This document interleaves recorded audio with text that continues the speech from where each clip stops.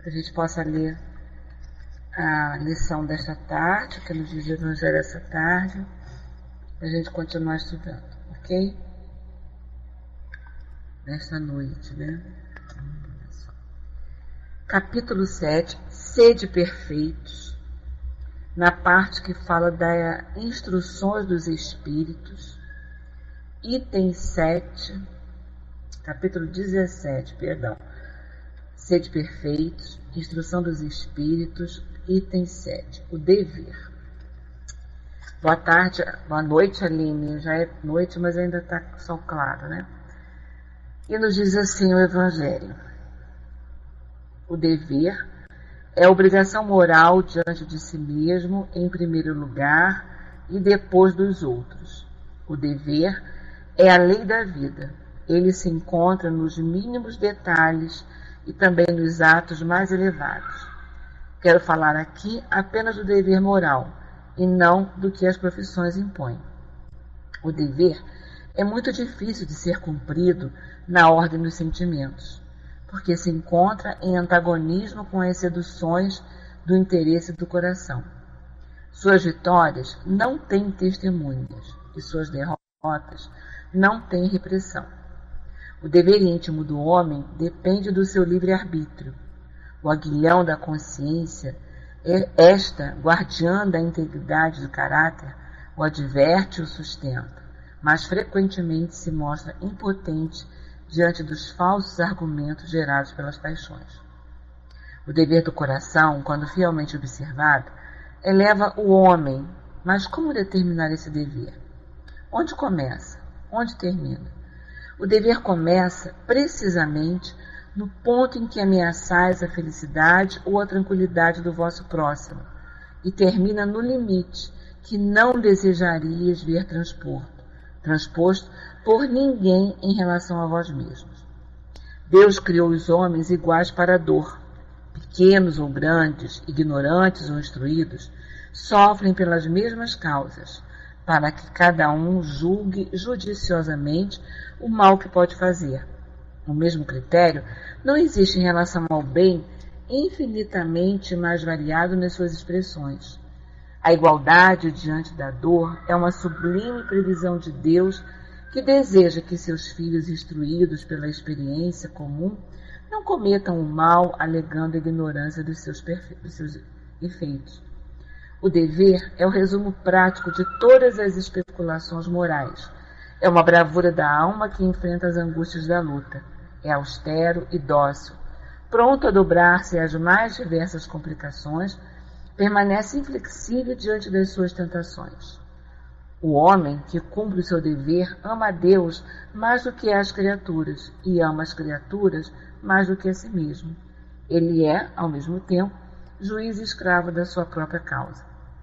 O dever é o mais belo adorno da razão. Ele nasce dela, como o filho nasce de sua mãe. O homem deve amar o dever não porque ele o preserve dos males da vida, aos quais a humanidade não pode subtrair-se, mas porque ele dá à alma o vigor necessário ao seu desenvolvimento. O dever cresce e irradia sob uma forma mais elevada em cada uma das etapas superiores da humanidade. A obrigação moral da criatura para com Deus jamais cessa. Ela deve refletir as virtudes do Eterno, que não aceita um esboço imperfeito, porque deseja que a beleza de sua obra resplandeça diante dele. Lázaro, Paris, 1863. Bom, vamos então fazer a nossa prece, pedindo a Deus que nos ajude em mais essa tarefa. Roguemos assim então.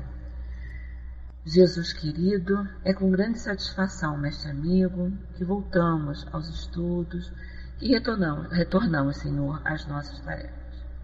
Que Tu possas abençoar a todos nós que aqui estamos presentes, os amigos encarnados, os desencarnados, e aqueles amigos, Senhor, que não puderam chegar ainda aqui até este momento.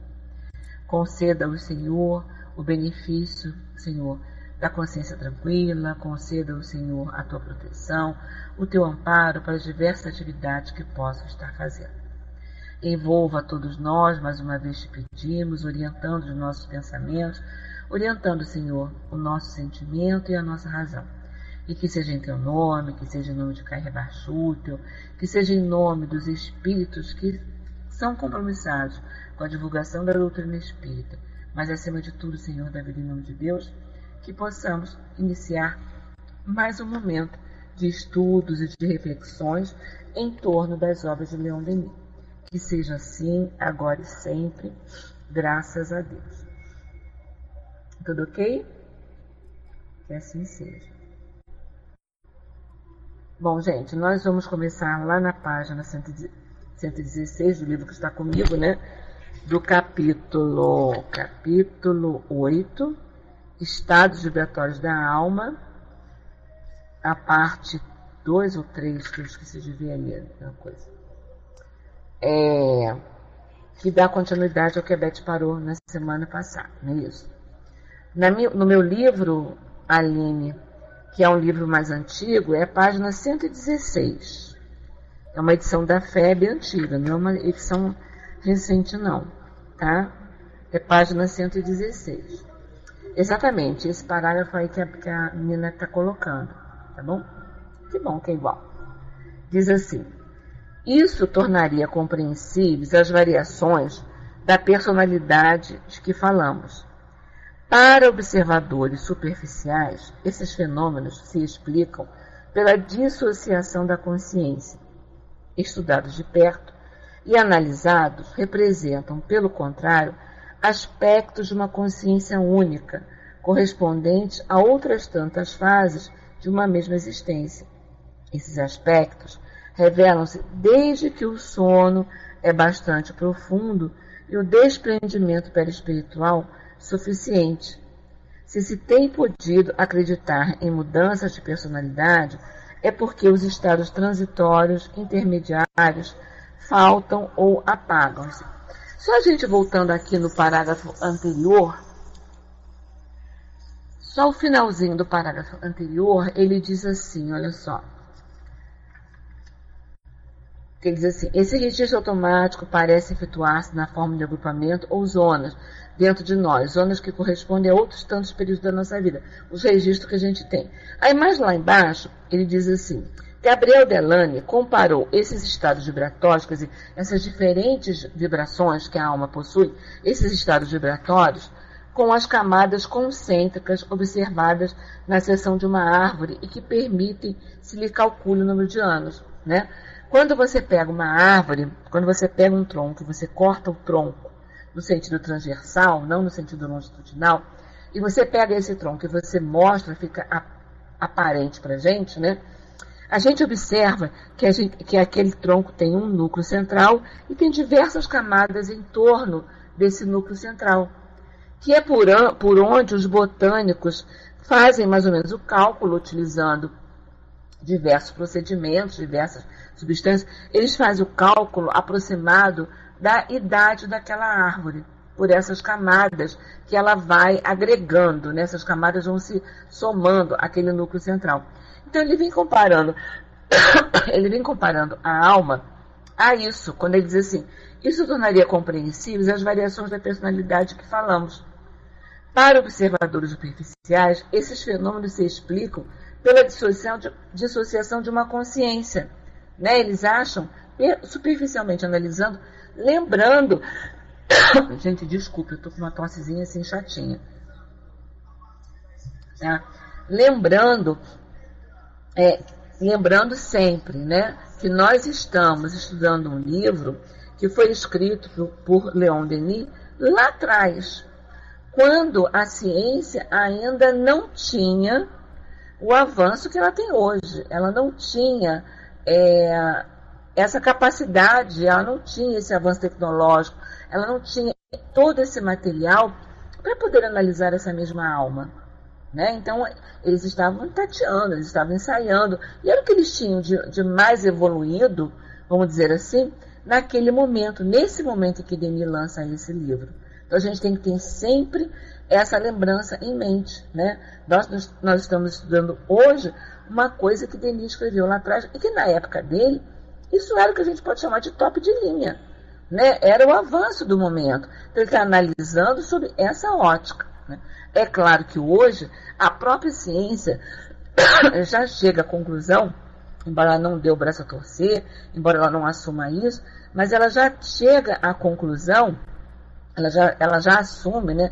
Ela já aceita que existe essa outra possibilidade, né? Que existe essa possibilidade dessas inúmeras personalidades, dessas inúmeras facetas que a alma humana apresenta, porque hoje isso já está mais claro para todos nós, né? Então, como ele fala aqui, para observadores superficiais, esses fenômenos se explicam pela dissociação da consciência.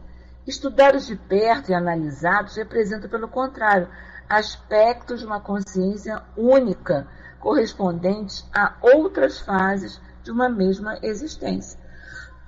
Você tem conhecimento, a gente lembrando que nós somos espíritos eternos, espíritos milenários. Então é claro que a minha alma, ela tem registros das outras encarnações que eu tive. Eu posso não lembrar absolutamente nada disso.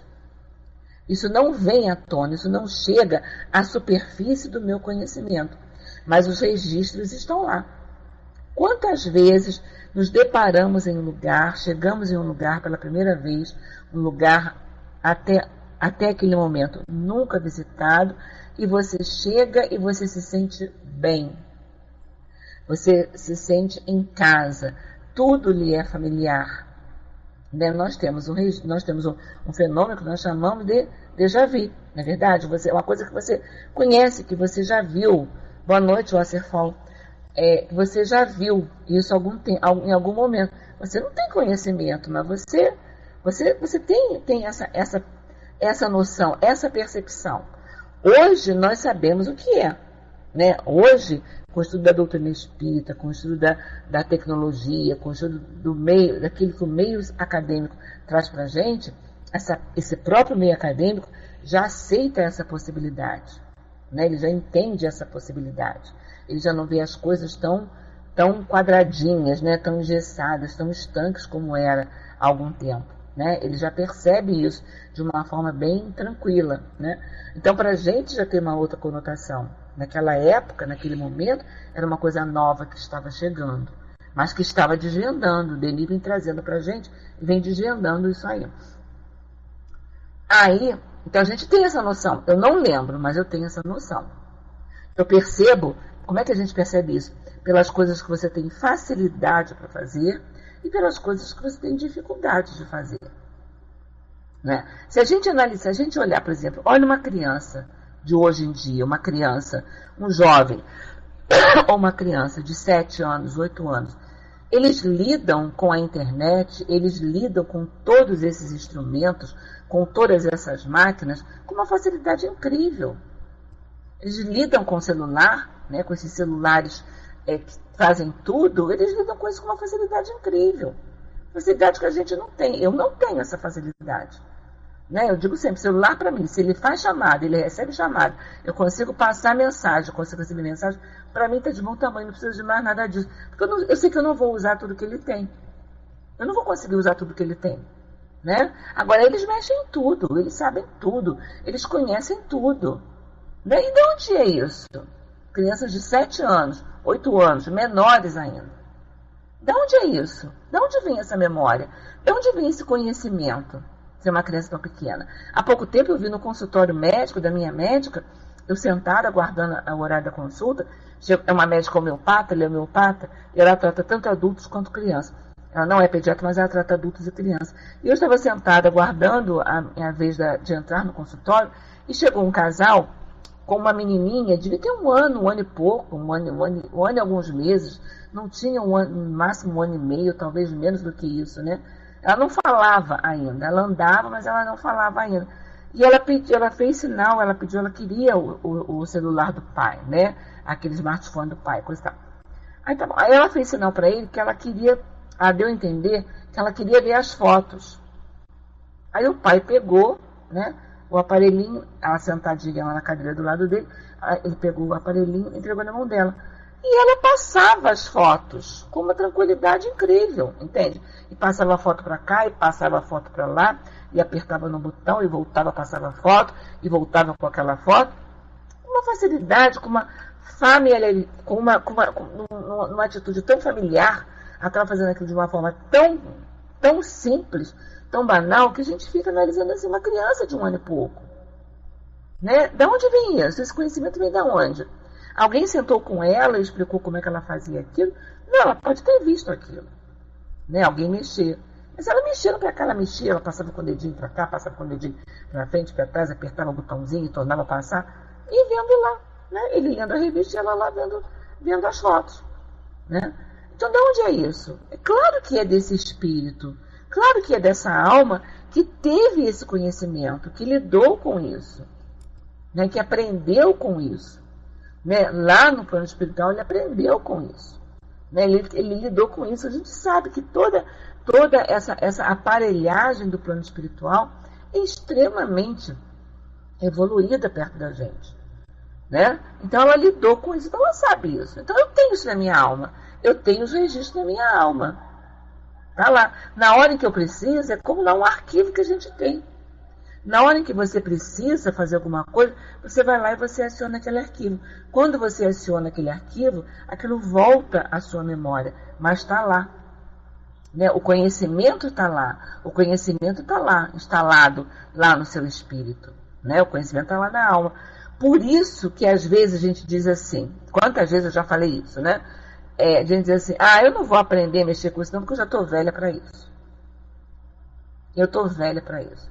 Eu estou velha para aprender a mexer com o computador, eu estou velha para poder aprender a mexer com aparelhagens mais modernas, eu estou velha para aprender uma outra língua, um idioma que eu quero aprender, eu estou velha para aprender a tocar um instrumento. Não, ninguém está velho, ninguém é velho. Nós somos experimentados, nós não somos velhos. Nós somos experientes, não somos velhos. E esse conhecimento, que para nós é novo, né? Para muitos de nós esse conhecimento científico é novo, né? Nós estamos aprendendo aqui agora, nós estamos dando um duro, quebrando a cabeça para aprender isso aqui agora. Se você está aprendendo, em outros momentos, isso não vai ser novo. Isso não vai ser novo, né? Você vai aprender, isso não vai ser novo. Né? Então, tudo que a gente possa aprender, a gente precisa entender o seguinte: tudo aquilo que eu possa aprender não é perda de tempo para o meu espírito. É conhecimento que eu estou transmitindo ao meu espírito. Que eu estou enriquecendo o meu terreno espiritual com esse conhecimento. Em algum momento eu posso necessitar desse conhecimento.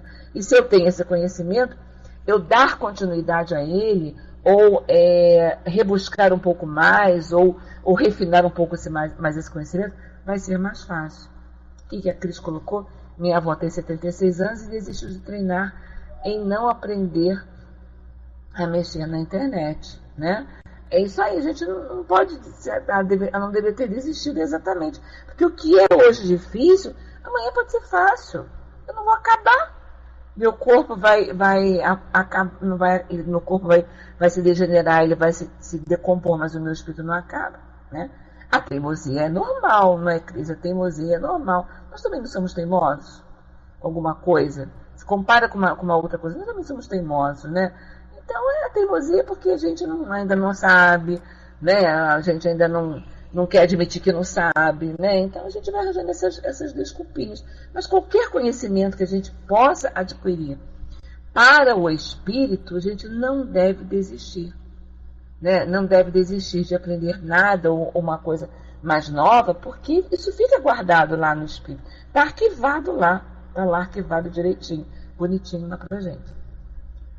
A Idemir continua assim para a gente. O desprendimento, dissemos, precedentemente, é facilitado pela ação magnética. Os passes feitos em um sentido relaxam pouco a pouco e desatam os laços que unem o espírito ao corpo. A alma, a sua forma etérea, saem da ganga material e esta saída constitui o fenômeno do sono. Quanto mais profunda for a hipnose, tanto mais a alma se separa e se afasta e recobra a plenitude de suas vibrações. A vida ativa concentra-se no perispírito, ao passo que a vida física está suspensa. né? Porque o corpo físico, ele tem a vida porque o espírito dá a vida a esse corpo, né? Esse princípio inteligente, essa centelha divina, esse princípio está ali animando aquele corpo. Se o espírito é afastado desse corpo, aquele corpo não tem essa matéria, não tem como pensar, não tem como analisar. Quem desenvolve todas essas capacidades é o espírito. Então, quanto mais profunda for a hipnose, Dalma ele vem falando pra gente, mais ele se desprende, mais ele vai recuperar a plenitude das suas ideias, a plenitude das suas vibrações. Exatamente, Aline, né? A plenitude das suas memórias. Por quê? Porque ele está livre desse corpo material, está afastado desse corpo material que limita as ações desse espírito. O corpo material, ele limita as ações desse espírito, né? O corpo material não acompanha, muitas vezes, ao que esse espírito quer fazer, né? Então, ele limita a ação desse espírito, certo? Então, ele vai lá, ele mais afastado, ele se vê mais livre, né? Ele se vê mais livre. Então, ele consegue se apoderar mais das suas ideias, se apoderar mais dessas vibrações da sua memória. Como ele fala, a vida ativa concentra-se no perispírito, ao passo que a vida física está suspensa. Aí ele continua assim: a sugestão aumenta também o ritmo vibratório da alma. Cada ideia contém o que os psicólogos chamam a tendência para a ação, e esta tendência transforma-se em ato pela sugestão. Olha só, repetindo esse parágrafo, esse trechinho. A sugestão aumenta também o ritmo vibratório da alma. Cada ideia contém o que os psicólogos chamam a tendência para a ação, e essa tendência transforma-se em ato pela sugestão. Esta, com efeito, não é mais do que um modo da vontade. Levada à mais alta intensidade, torna-se força motriz, alavanca que levanta e põe em movimento as potências vitais adormecidas, os sentidos psíquicos, as faculdades transcendentais. Então, olha só, eu tenho alguma coisa lá na minha alma. Eu tenho alguma coisa, um conhecimento, eu tenho uma tendência, eu tenho alguma coisa lá na minha alma. Está lá quietinho, guardadinho, tá? Ele diz, a sugestão, quando o espírito é desdobrado, ele aumenta o ritmo vibratório da alma, certo? Cada ideia que eu tenho que estar lá guardadinha, quietinha na minha alma, que os psicólogos chamam de tendência para a ação, essa tendência transforma-se em ato pela sugestão. Então eu tenho isso lá dentro, comigo. Está lá guardado. A partir do momento em que a minha alma está mais liberta desse corpo físico, ela consegue realizar aquilo que está lá dentro guardado, que eu não sabia que tinha isso, né? Eu não sabia que eu tinha isso. São comportamentos, são ações, são pensamentos que eu não sei se eu tenho ou não, né? Talvez eu não tenha sido exposta ainda a uma situação que faça com que essas ideias e esses pensamentos venham à tona. Eu não sei, né? Até hoje eu posso me comportar de uma determinada maneira. Amanhã ou depois, dependendo da sugestão que tiver, que for oferecida, dependendo do momento em que as coisas acontecem, eu posso contradizer tudo que eu fiz, ou eu posso ratificar tudo que eu estou fazendo. Ou eu vou ratificar as minhas ideias, ou vou me comportar de maneira diferente, né? Então está lá dentro. E a gente vê isso de que forma? Olha só. Vamos supor que vocês analisem isso, um exemplo bem grosseiro, tá, gente? Um arquivo de tendência que se ativa por algum motivo. Exatamente, Aline, exatamente. Boa noite, azul céu, né? Boa noite. Boa noite, Jamila, Milenice, também eu não cumprimentei. Boa noite a vocês. Vamos supor que você tenha uma tendência lá que você não nem por longe, nem de longe passa aquilo. Que uma situação que você vivencie, isso vem à tona. Você se descobre capaz de ter uma atitude que você desconhecia, né? É esse arquivo que está lá guardadinho, que por algum motivo ele foi acionado.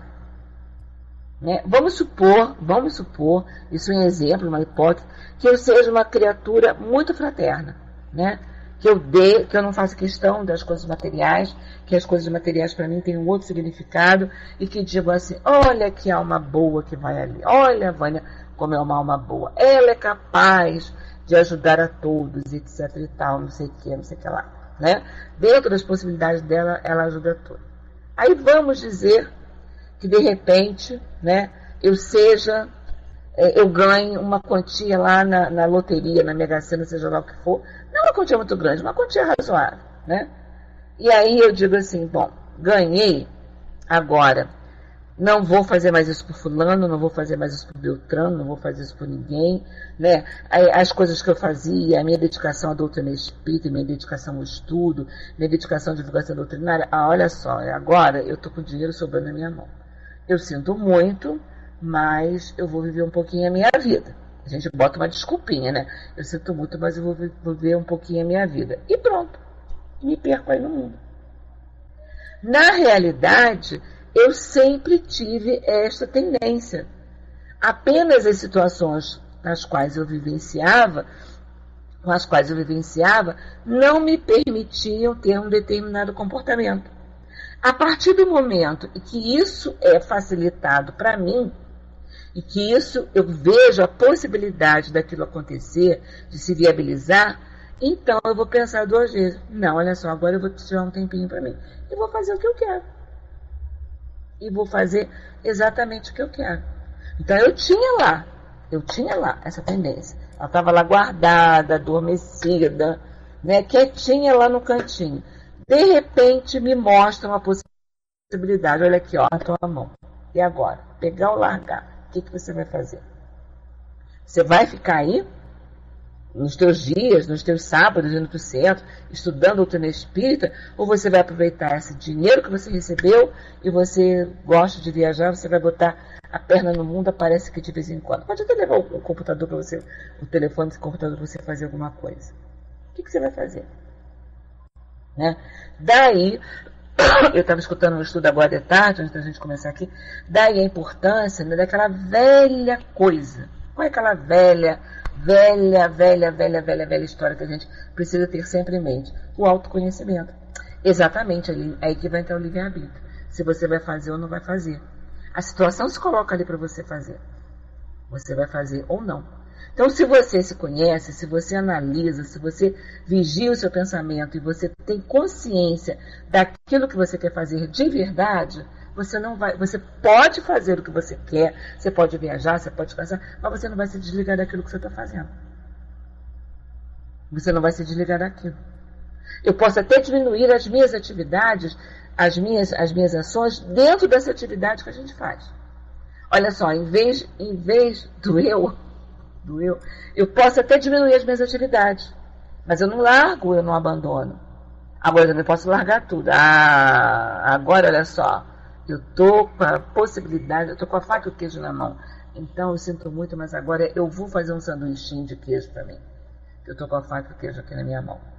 Né? Então a importância da gente conhecer, a importância de eu ter solidificado em mim a fé, o conhecimento, a responsabilidade que esteja solidificada em mim. Que quando eu tenho essa responsabilidade, quando eu tenho esses conceitos solidificados na minha alma, eu posso sim voltar a fazer alguma coisa, mas eu não largo isso. Né? Eu não vou largar isso. Né? E a gente vai arranjando uma desculpa perfeita. Né? Eu sempre digo o seguinte, eu sempre gostei de carnaval. Né, que isso já gerou uma série de polêmicas, né, comigo, dentro da casa espírita. Eu sempre gostei de carnaval. Gostava, sim, de sair, de brincar em bloco, estilar a escola de samba no Rio de Janeiro, em duas escolas no mesmo ano, saía de uma lá na Praça Apoteose, voltava correndo para a concentração para poder vestir a roupa da outra escola e coisa e tal, e saía em todos os blocos e todas as bandas que essa cidade tem para oferecer. Entende? Eu saía isso tudo aí. Eu sou portelense, eu sou portela. Saía nisso aí tudo. Entendeu? Sempre gostei. Quando eu não ia desfilar, eu ia assistir escola. Eu sempre gostei de fazer isso tudo. Né? Chegou um momento em que você para, você amadurece também, as coisas vão se modificando dentro de você. Eu deixei, né, de brincar na avenida, deixei de brincar nos blocos, deixei de desfilar nas escolas de samba e passei a viajar durante o período do carnaval, né? Passei a viajar e coisa e tal. Eu brincava por onde eu ia, tinha sempre uma cidadezinha, qual cidade que não tem uma banda, uma micareta, alguma coisa lá em relação a isso? Eu saía lá brincando, etc e tal. Via pela TV, saía brincando, etc e tal. Até que chegou um momento em que, hoje em dia, carnaval esse ano eu não vou poder ir para Goiânia, em função de um compromisso familiar, mas carnaval hoje em dia eu passo no Congresso da Federação Espírita do Estado de Goiás, lá em Goiânia, com o stand do Espiritismo.net, a gente trabalhando lá. Eu deixei de gostar de carnaval? Não, eu não deixei. Se eu tivesse a possibilidade, já não tenho mais pique, vamos dizer assim, para ficar uma noite inteira acordada numa arquibancada para ver o desfile passar e ficar lá pulando, brincando, sambando, que eu gosto de fazer, né? Se eu não tenho mais esse pique, não tenho saúde, não tenho mais esse pique, isso já cansa, né? A idade pesa, a idade vai cansando, né? Se eu tivesse a possibilidade, se eu tivesse dinheiro sobrando, uma situação financeira muito boa, que eu pudesse comprar um camarote lá no Sambódromo para eu assistir os desfiles no camarote com conforto sossegado, eu com certeza eu não participaria do Congresso da Federação Espírita do Estado de Goiás no Carnaval. Com certeza eu não faria nada no Carnaval. Eu iria, né, desembarcar lá num sábado para ver todos os desfiles anteriores e só sairia de lá no outro sábado, né, quando estivesse o desfile dos supercampeões do Carnaval. É uma coisa que eu gosto. Então, se eu tivesse essa possibilidade, eu estaria lá com certeza. Eu sei, eu me conheço, eu sei como é que eu sou. Mas eu tenho essa possibilidade? Não. Eu posso comprar um camarote? Nem pensar. Então, né, as coisas acontecem na vida da gente de uma forma correta. Vai que de repente eu ganhasse um dinheiro, olha só, agora olha, bye. Mana, não apareço mais em Goiânia, Fego, não apareço mais é caro, Mana, é caro, eles não são baratos, eles são caros. Tá, eles são bem caros. Tem camarotes pequenos, camarotes grandes, mas eles são caros, né? Não é uma coisa barata, não. Né? Então, existe essa possibilidade? Não. Porque a gente sabe como é que a gente faz. Né? A gente sabe como é que a gente faz. Talvez agora, se surgisse essa possibilidade, eu pudesse até ir. Eu iria, mas eu não deixaria de assumir o meu compromisso lá com o Espiritismo.net, lá em Goiânia. Eu poderia me dividir, mas eu estaria lá, né? Então, a gente tem essa tendência dentro da gente. Então, por isso a importância do autoconhecimento, por isso a importância da solidificação daquilo que a gente faz, de analisar o pensamento da gente, né? De analisar o pensamento, de analisar as nossas tendências. E só a gente, se conhecendo, a gente pode chegar a essa conclusão, né? Então, é aquela história, tá lá guardado. Eu vou fazer, vai me colocar em condições de realizar, eu vou lá realizar aquilo. Agora, se eu tenho a consciência daquilo que eu tenho que fazer, se eu tenho a consciência da minha responsabilidade diante daquilo, como a gente falou, a gente pode se dividir. Não, eu vou fazer isso aqui que eu gosto, é prazeroso para mim, Eu gosto, eu acho bonito, eu acho um espetáculo bonito, mas eu sei que eu tenho essa responsabilidade também. Né? Então, você vai analisando, você vai, como é que se diz assim, arrumando essas tuas opções. Você vai arrumando essas tuas possibilidades do fazer ou do não fazer. Você vai burilando a sua alma, o seu comportamento em relação às possibilidades que você tem ou não. Certo? Ok, gente? Tá claro até aqui? Enrolei muito? Não? Ok. Então vamos lá. A Ideni continua assim pra gente. Vê-se então se produzirem os fenômenos da clarividência, da lucidez. Vê-se então produzir os fenômenos da clarividência, da lucidez, do despertar da memória. Para essas manifestações se tornarem possíveis, o perispírito deve ser previamente impressionado por um abalo vibratório determinado pela sugestão. É a sugestão, né? Esse abalo, acelerando o movimento rítmico, tem por efeito restabelecer a relação entre a consciência cerebral e a consciência profunda, relação que está interrompida no estado normal durante a vida física. Então, as imagens e as reminiscências armazenadas no perispírito podem reanimar-se e tornar-se novamente conscientes. Mas, ao despertar, a relação cessa logo. O véu torna a cair, as recordações longínquas apagam-se pouco a pouco e tornam a entrar na penumbra, né? Então a gente vai esquecendo, certo? Porque a gente não tem condições ainda de assumir essas recordações de uma forma tão intensa, né? Será que a gente teria condições de analisar isso assim de frente, sem que isso levasse um abalo para o nosso equilíbrio emocional, espiritual? É complicado, né? Mas a gente tem que ir se preparando. Exatamente, Aline, impressões distorcidas, e olha lá, para a gente não se perder, né? Aí ele continua assim: a sugestão é, pois, o processo que se deve empregar de preferência nessas experiências para reconduzir os sujeitos a uma época determinada do seu passado. São elas adormecidas por meio de passos longitudinais. Depois se lhe sugere que tem tal ou qual idade. Assim, faz-se que remontem a todos os períodos da sua existência.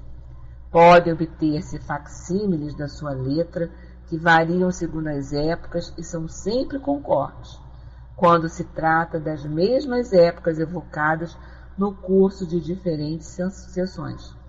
Por meio de passos transversais, faz com que voltem depois ao ponto atual, tornando a passar pelas mesmas fases. Então ele vem descrevendo como é que isso era feito através dos passos longitudinais e dos passos transversais.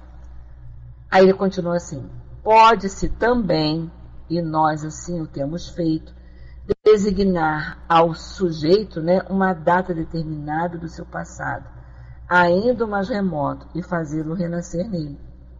Se o sujeito for sensível, vê-se então se desenrolarem cenas de cativante interesse com pormenores sobre o meio evocado e as personagens que nele vivem, pormenores que são às vezes suscetíveis de verificação. Tem-se podido reconhecer, diz o coronel Rochas, que as recordações assim avivadas eram exatas e que os sujeitos tomavam sucessivamente as personalidades correspondentes à sua idade. Ele continua assim: continuamos a tratar desses fenômenos cuja análise projeta uma luz viva sobre o mistério do ser. Todos os aspectos variados da memória, a sua extensão na vida normal, o seu despertar no transe e na exteriorização, tudo se explica pela diferença dos movimentos vibratórios que ligam a alma e o seu corpo psíquico ao cérebro material. A cada mudança de estado, as vibrações variam de intensidade, fazendo-se mais rápidas à medida que a alma se desprende do corpo. As sensações são registradas no estado normal, com um mínimo de força e duração. Mas a memória total subsiste no fundo do ser. Por pouco os laços materiais se afrouxam e a alma, por pouco que os laços materiais se afrouxem e a alma seja restituída a si mesma, ela torna a encontrar com o seu estado vibratório superior a consciência de todos os aspectos da sua vida, de todas as formas físicas ou psíquicas da sua existência integral. Ele vem repetindo isso, né? À medida em que a alma está mais livre, está mais liberta, ela consegue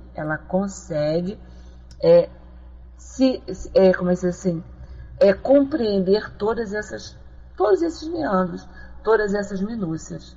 Mas a partir do momento em que ela volta a se prender, ficar mais próxima desse corpo material, esse corpo material ele vai delimitando, ele vai limitando essa memória, essa possibilidade de memória. E ele continua assim: é como vimos o que se pode verificar e reproduzir artificialmente no estado hipnótico. Para bem nos orientarmos no dédalo desses fenômenos, é preciso não esquecer que esse estado comporta muitos graus. A cada um desses graus vincula-se uma das formas da consciência e da personalidade. A cada fase do sono corresponde um estado particular da memória. O sono mais profundo faz surgir a memória mais extensa.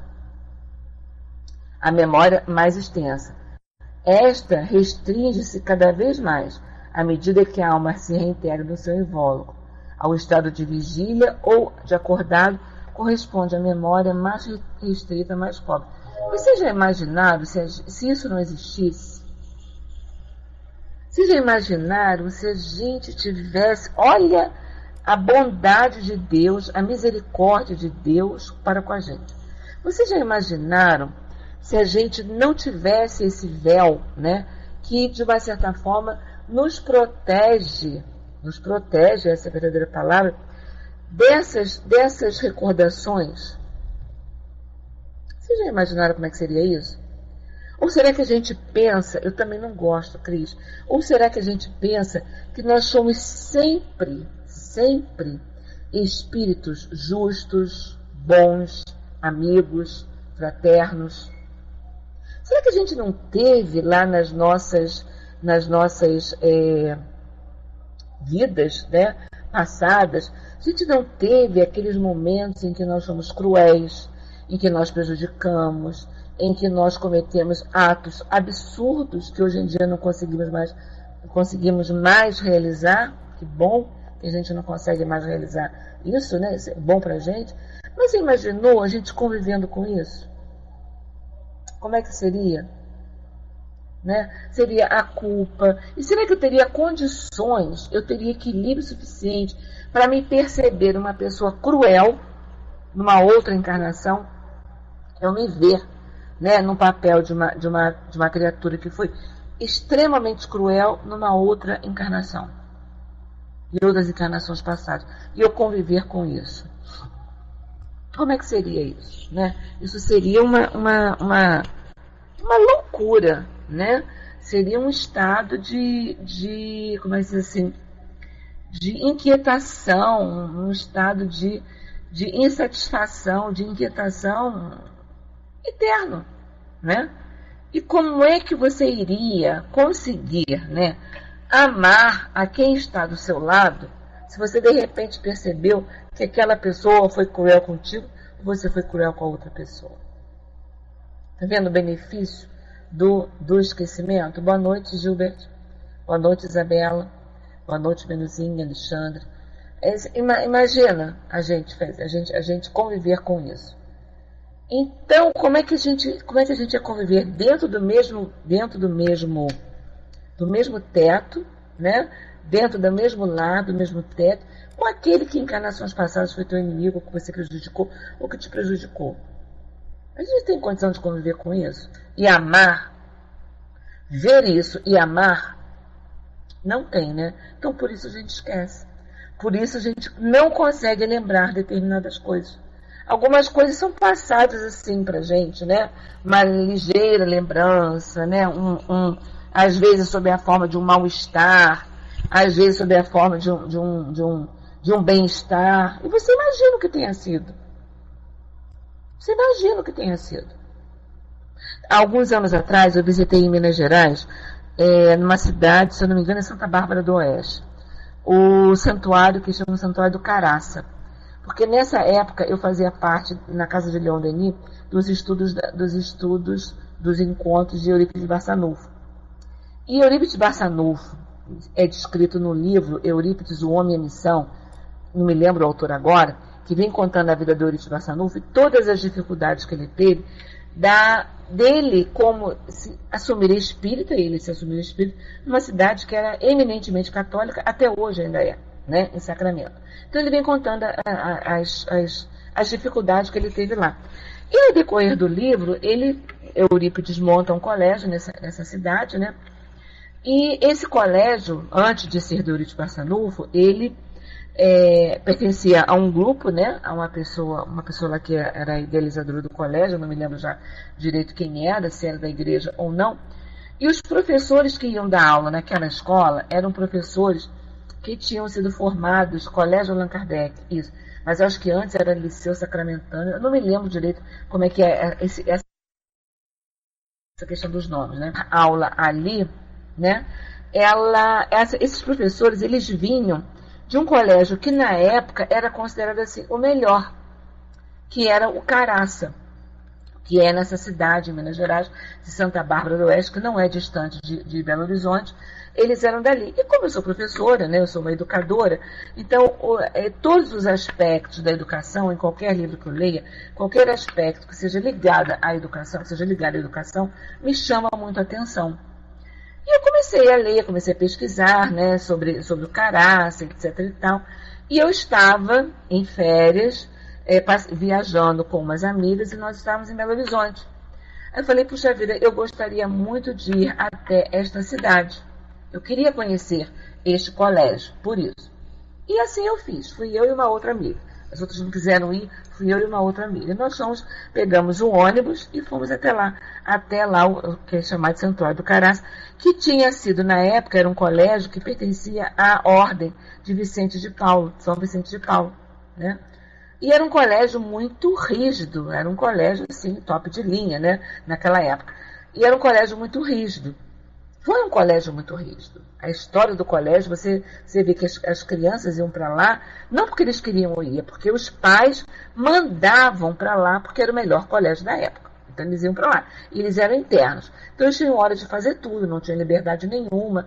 E eu comecei a imaginar quando deveria ser difícil para uma criança, embora numa outra época, com uma outra orientação, mas devia ser uma coisa meio dolorida, né? Uma criança ir para um lugar que ele não quer ir.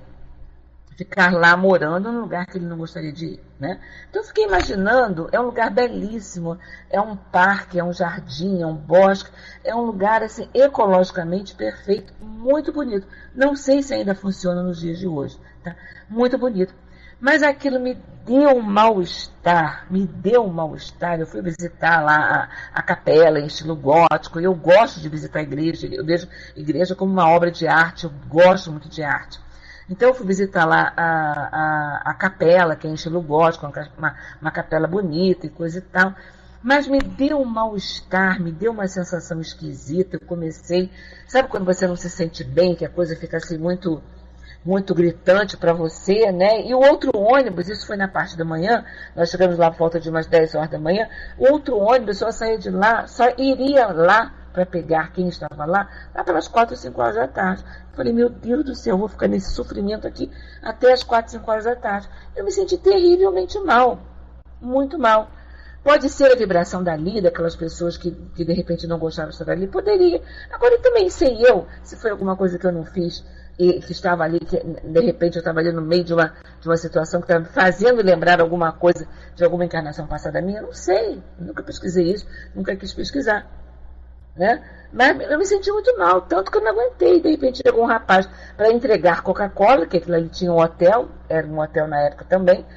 Eu peguei uma carona com ele, voltei para a cidade, né, que é distante da cidade, e me mandei para Belo Horizonte, não quis voltar mais lá, mas eu me senti muito mal, né?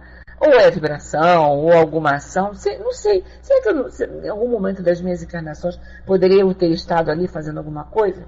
Fui procurar saber sobre isso? De jeito nenhum, não quero nem saber, nem pensar na ideia, né?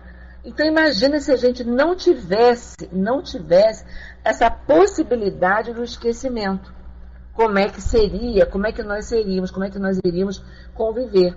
Então, ter esse esquecimento, não saber o que for, ter esses lampejos dessas ideias, dessas vibrações, para a gente já está assim de bom tamanho, se é que a gente pode falar isso, né? De bom tamanho. Por quê? Será que a gente teria condições de lidar com isso de uma maneira assim, direta, aberta? Eu com certeza não teria. Para mim seria muito complicado. A Idemir continua assim para a gente no último parágrafozinho, que ele diz assim: o fenômeno da reconstituição artificial do passado faz-nos compreender o que se passa depois da morte, quando a alma, livre do corpo terrestre, torna a achar-se em presença da sua memória aumentada. Memória consciência, memória implacável, que conserva a impressão de todas as suas faltas e se torna o seu juiz. Às vezes, o seu algoz, mas ao mesmo tempo o seu eu fragmentado em camadas distintas durante a vida deste mundo. Reconstitui-se na sua síntese superior e na sua magnífica unidade. Toda a experiência adquirida no decorrer dos séculos, todas as riquezas espirituais, frutos da evolução, muitas vezes latentes, ou pelo menos amortecidas, apoucadas nesta existência, reaparecem no seu brilho e frescura para servir de base a novas aquisições. Nada se perde. As camadas profundas do ser se contam os desfalecimentos e as quedas. Proclamam também os lentos, os penosos esforços acumulados no decorrer das idades para constituírem essa personalidade que irá sempre crescendo, sempre mais rica, sempre mais bela, na feliz expansão das suas faculdades adquiridas, das suas qualidades e das suas virtudes. Leon Denis, ele é consolador, né? Como ele nos consola, ele nos mostra tudo isso, mas ele nos diz assim, o que ele está dizendo aqui para a gente? Olha só, tudo isso que você percebe, no momento em que você pode perceber, no momento em que você tem condições de perceber, isso não é para te machucar. Isso é para que você possa ver este material e o que você vai fazer com esse material daqui para frente. Não é isso que ele diz aqui para a gente? Quando ele diz, toda a experiência adquirida no decorrer dos séculos, todas as riquezas espirituais, frutos da evolução, muitas vezes latentes, ou pelo menos amortecidas, apoucadas nessa existência, reaparecem no seu brilho e frescura para servir de base a novas aquisições. E não é assim que a gente aprende? Eu não aprendo com as coisas. Nessa encarnação, olhemos para a gente nessa encarnação. Não é assim que eu aprendo? Eu faço uma coisa que não foi legal, que eu agi errado. Né? Então eu preciso estar atento e dizer, olha só, Vânia, você não fez a coisa direita. Você não agiu dentro daquilo que você deveria agir. Está lá na consciência, está na consciência lá da gente. A lei de Deus está gravada na nossa consciência. Mas eu vou pegar isso que eu agi errado, essa forma que eu trabalhei que eu agi errado, para que isso me sirva de exemplo para que eu não vá errar mais. Né? Vais e não peques mais. Não foi isso que Jesus falou para a gente? Eu vou pegar isso que eu fiz. Tá? Eu vou encontrar tudo isso, na hora que eu desencarnar, eu vou ter tudo isso lá prontinho, aquele filminho lá esperando. Mas não para me maltratar, não para judiar do meu espírito, não para me atormentar, para nada disso. Para nada disso.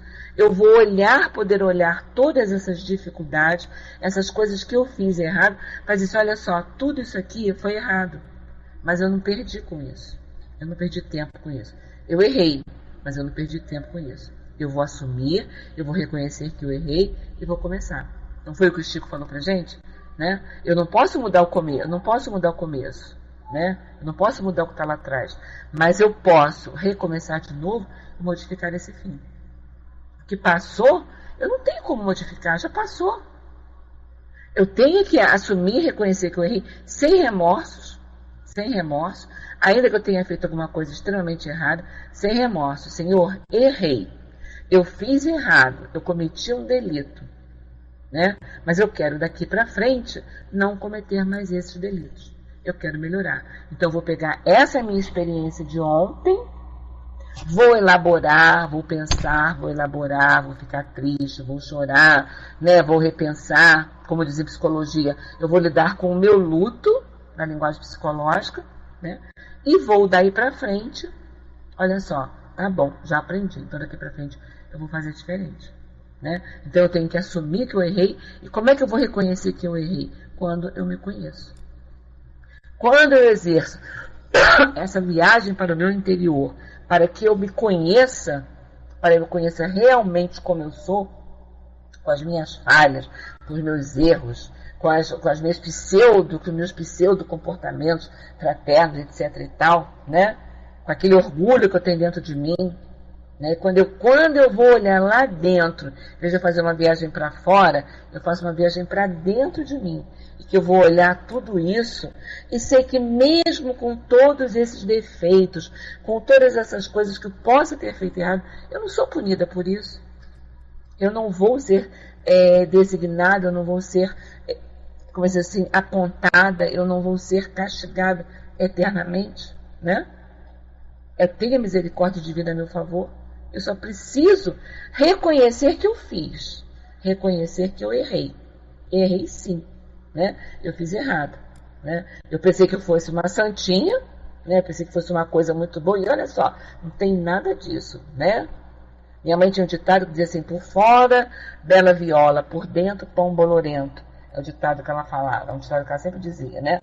Quer dizer, então, eu me acho uma bela viola por fora, mas por dentro estou cheia de pão bolorento. Então, eu tenho que entender que eu tenho esse pão bolorento lá dentro, sim. Agora, eu preciso trabalhar esse pão bolorento. E é isso que ele vem dizendo pra gente. Que você vai ver, você vai perceber, né? Não, a gente não põe. Não põe não, Braz, você vai queimar. Você não põe a mão no fogo não, que você vai queimar. A coisa vai ficar meio complicada, né? Vai queimar a mão. Não põe não, meu amigo. Né? Então, olha só, então eu tenho lá, né? Eu tenho lá isso aí, né? Eu tenho lá, né? Essas coisas todinhas. Mas eu tenho como melhorar isso, eu tenho como melhorar, né? Então deixa eu tratar lá do meu pão bolorento, como dizia minha mãe, deixa eu arrumar lá a coisa como é que é, para que eu possa, porque se não for assim eu não vou melhorar, eu não vou conseguir fazer nunca se eu ficar fingindo sempre para mim. Não, eu sou fantástica, eu sou fraterna ao extremo, eu sou solidária ao extremo, eu sou isso, eu sou aquilo, eu sou aquilo. Mas lá dentro, quando eu estou sozinha comigo mesmo, né? Lá com os meus pensamentos, eu vejo que eu não sou assim, né? Vai com Deus, Aline, bom trabalho para você, minha querida. Eu vejo que eu não sou assim, então eu preciso fazer o quê? Eu preciso me reanalisar. E é isso que o Denis deixa pra gente. Olha, você isso aqui tudo, tá? Você vai olhar tintim por tintim tudo aquilo que você fez ao longo das suas existências. O que você já conseguiu melhorar, o que você não conseguiu melhorar, o que você se comprometeu em melhorar e você não fez nada, e aquilo que você conseguiu fazer alguma coisa. Mas olha só, é assim, vida que passa, passou daqui pra frente é outra coisa. Vamos embora, vamos fazer outra coisa, vamos tocar pra frente, né? Então é essa visão que a gente precisa ter da gente, né? Tá errado, fiz errado. Agora eu não sei se o outro, eu vou apontar o dedo pro outro, tá errado, eu não sei se eu faria a mesma coisa no lugar em que ele está. Não sei se o meu comportamento seria o mesmo ou não, se eu estivesse naquela condição do outro, né? Então que a gente aprenda com isso, a gente aprenda a ser mais fraterno mesmo, a ser mais solidário mesmo, né? Porque a gente não sabe, né, como a gente faria. Ok, gente? Então o que a gente tinha, isso era hoje. Morrendo de saudade de vocês que eu estava, morrendo de saudade desse cantinho, desse espaço, dessa aula, né? Tirei umas férias longas aí, mas estava assim, com muita saudade disso aqui tudo, né? Disso tudo. Amo muito tudo isso. É assim que as pessoas hoje em dia falam, né?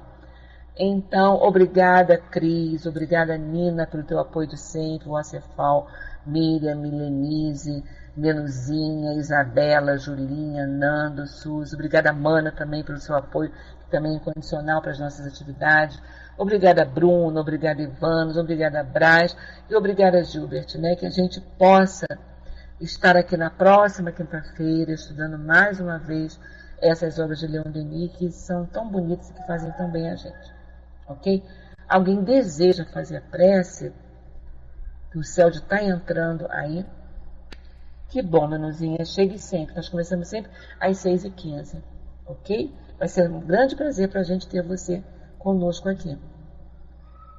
Posso fazer a prece? Então, a gente faz a prece que o céu deve estar entrando aí. Ok? Então vamos lá. Vamos agradecer então a Deus, né, por essa oportunidade que nós tivemos nesse tarde de estudar um pouquinho mais, de trocar as nossas ideias com o Leon Denis. Então vamos dizer assim: obrigada, Senhor Jesus, pela oportunidade que concedes a todos nós de estudarmos a doutrina espírita, de estudarmos o pensamento de Leon Denis, as obras de Leon Denis, através desse meio de comunicação. Ajuda-nos, Senhor, a nos manter firmes na nossa proposta de melhora, nos nossos propósitos de melhoria das nossas almas, no nosso propósito, Senhor, da divulgação doutrinária. Compromissos que assumimos com você, Senhor. Não foi com os nossos companheiros, foi contigo. Assumimos com você.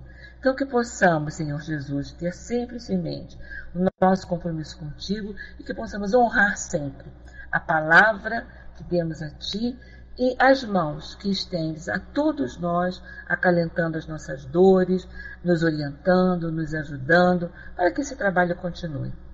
Que todos esses companheiros que aqui estão possam ser abençoados, possam ser envolvidos pelas tuas vibrações de amor, de paz e de luz, e que possamos estar aqui novamente, Senhor, na próxima semana, estudando um pouquinho mais. Que seja em teu nome, que seja em nome de Leon Denis, em nome de Cair Barchuta, o patrono deste trabalho, mas acima de tudo, Senhor da vida, em nome de Deus, que possamos neste momento nos despedir e te pedir mais uma vez, permaneça conosco, Senhor, pois muito ainda necessitamos de ti. Que seja assim agora e sempre, graças a Deus.